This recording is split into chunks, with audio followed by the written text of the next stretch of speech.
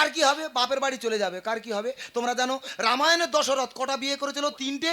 সে যদি 3টে বউ নিয়ে সংসার করতে পারে, আর এ চলে গেলে আমি আবার একটা বিয়ে করতে পারবো না, ও চলে গেলে আবার একটা বিয়ে করবো। ও কালকে তো কি? তুমি মহাভারতে দ্রৌপদীর নাম শুনেছো? সবাই শুনেছে, আমিও শুনেছি। তা ওর কটা স্বামী ছিল? দ্রৌপদীর কটা স্বামী গো? বলো। দ্রৌপদীর তো 5 না। আমি ভুল হয়ে গেছে। ও দেখে বিষয়নি, ও 5টা কেন 10টা স্বামী ধরতে পারে। তবে দাদা হ্যাঁ, 4 থেকে 5 ফুটের মেয়েরা যদি লাল নাইটি পরে দাঁড়ায়, দূর থেকে দেখলে মনে হবে শালা গ্যাস সিলিন্ডার বসানো আছে। কি?